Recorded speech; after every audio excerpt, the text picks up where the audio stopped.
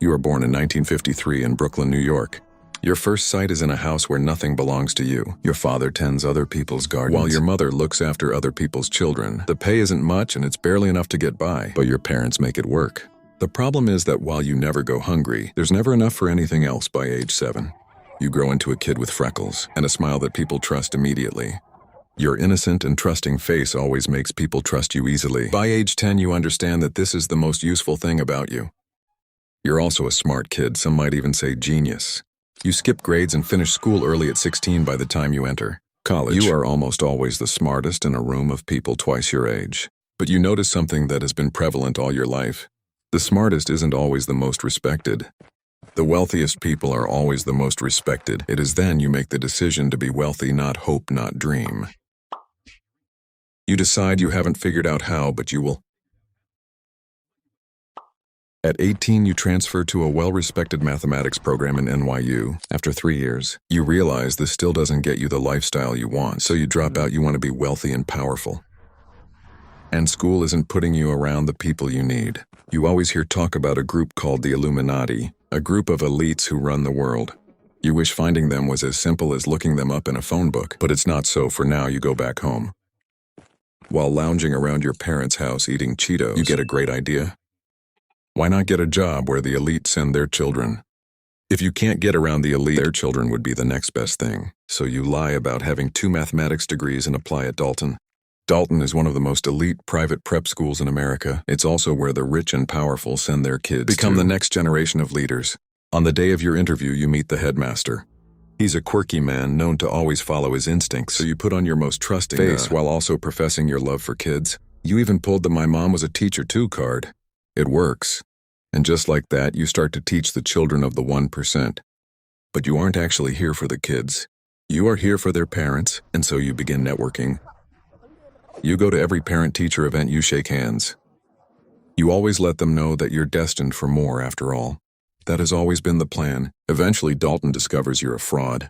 But by then, you're already on your way to Wall Street. One parent believes you're wasting time in Dalton and connects you to a CEO friend. It seems your plan of bluffing your way up the social ladder is working out on Wall Street. You're everything they want, poor, smart, and deeply desirous of wealth, PSD they call it.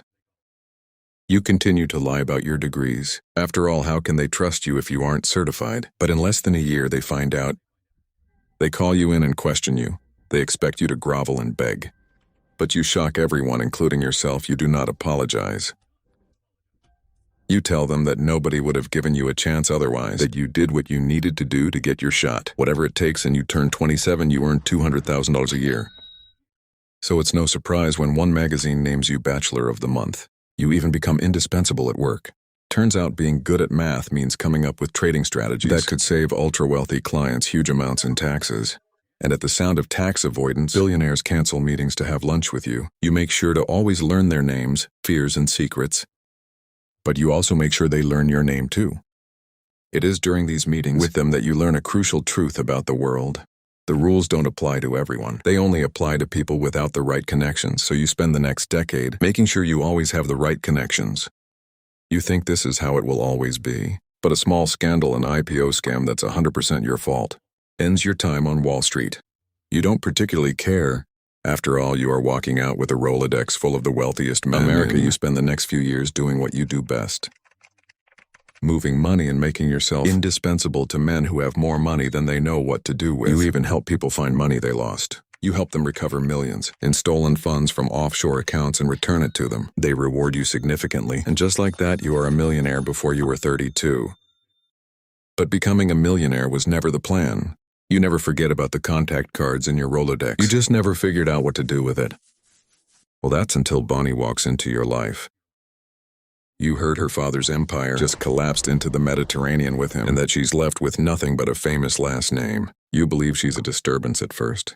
But within 5 minutes of watching her, you feel something close to kinship. She is warm in a way you have never been able to imitate. She always makes people feel safe and seen. And most importantly, she sees the world the same way you do. That power isn't something you earn, but something you take. That's when your relationship with her becomes something else. One evening, you invite Bonnie over for dinner. You talk about business, politics, weather, and everything in between. You also talk about your days as a tax advisor to billionaires. You even tell her of their parties and how they claim to never know where the next party is. You tell her you see a business in it but don't know what. Slowly, you steer the conversation to what you actually need from her. You never use the specific words, but she understands. She even comes up with an idea you could have never imagined. The plan is for her to approach young girls in public places, shopping centers, college campuses, Mar-a-Lago. She plans to fake a maternal and almost sisterly warmth. You already know the girls won't stand a chance. And just like that, a system that will shock the world is born. Your first victim is a girl that arrives at your townhouse holding her bag in front of her like a shield. She is 16 years old. You already know everything about her. Bonnie briefed you before she left to get the girl. You know her mother is sick and her family has no money. You also know she wants to dance professionally, but the lessons cost more than her family will ever be able to afford, so you get to work to make her trust you. You offer her water first, then you ask about the dancing. One's mother is sick, another aged out of foster care last spring. One wants to be a model and some just need someone to believe in them. You give each of them exactly what they need for exactly long enough to get what you want. But this system was never created for you alone. It has always been for the elites. Princes, politicians, financial moguls, and even presidents. They come to the townhouse first, quiet evenings, good wine, and conversations that only happen when everyone at the table has more power than they know what to do with the girls serve. Then they disappear into rooms that were never meant for them alone. Nobody says anything directly, nobody has to. You also hire a photographer. His job is to capture everything. When your guest asks why, you tell them it's to preserve the memory, that you will send them a copy. They understand what that means. Years pass and you turn 45. Your operation has gone global. Elites from all around the world fly in just to see what you're about and utilize your connections. You realize it's time to expand. You start with a ranch in New Mexico, then a Paris apartment for the European arrangements. But even those aren't enough. You need more isolation. So you do something you never thought you'd be able to do. You buy an island. Now your guests arrive by air. They never change their expression, except when they exchange smiles with you. The girls arrive the same way. The only difference is their faces change when they see the water. You know that expression well. It's an expression of acceptance. You love it after all, you thrive on it. But some still try to escape. One girl even tries to swim for it. You watch from the docks as she makes it to maybe 4 meters before the current takes her sideways. You send someone after her. When she's brought back, you sit with her on the dock. Calm, unhurried, almost gentle. You're not angry. You just explain that you dictate who leaves and when. She never tries to escape again. After the guests leave, you sit alone and review what you have collected. You do not think of it as blackmail. You see it in the same logic that has governed your entire life, that the rules are for people without leverage. You're 51 when your contacts tell you about an investigation on you. You hear that a mother looking for her missing 14-year-old daughter has shown a spotlight on you. That her daughter was last seen in your townhouse. Immediately, you make a donation to that police department. You have made donations before. This one is to remind them who you are. This time, it doesn't work. They start an investigation on your dealings and find 36 girls. All the girls have the same story, about the same house and the same man. You're the man. They investigate more and find 34 more. Someone on your payroll tells you the indictment they are building has 60 counts. If fully prosecuted, it would mean life in prison. You are not worried. You just pick up the phone and call the people you have 30 years entertaining. You remind them gently that you have files, that the database exists. You do not make it. You are 65 years old when you hear her name for the first time. She's a reporter for the Miami Herald. Someone on your team mentioned she has been asking questions, looking for girls. You've seen the script before. Bored journalist hoping to uncover the next big scandal. You place a call. They stop looking, so you do your part. You call your contacts.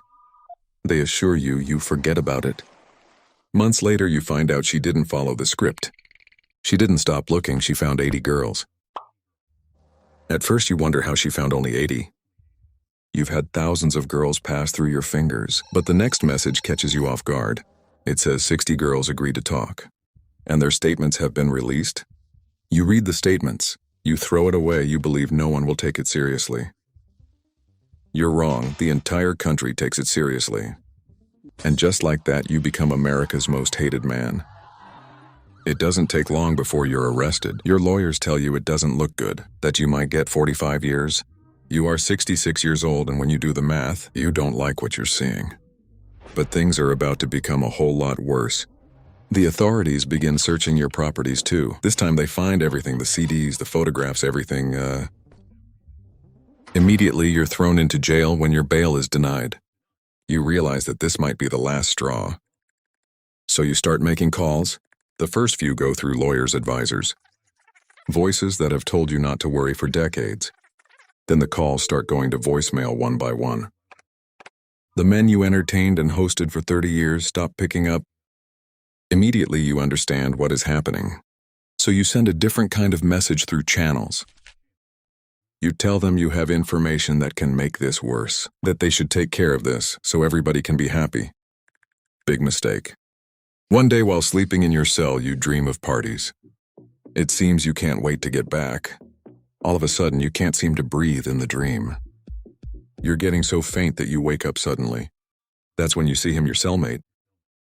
A bulky man that always kept to himself. He's standing over you and strangling you with a cloth. You can't even struggle after all, you're an old man now. You think this is how it'll end. Then he stops, he speaks for the first time. This is a warning from your friends. You understand what it means. You send a message out through your lawyers. You tell them you need a little time, that you need to put your affairs in order. As you write your will, tears fall from your eyes. You never imagined it would end like this, that the same network you built would suffocate you. You believe it's an injustice on you that you don't deserve this. You never think about the girls. You don't think of their injustice. After all, it was always business to you. So while you share your estate, you leave nothing to the girls. Not 1 cent of the $577 million you extracted from a world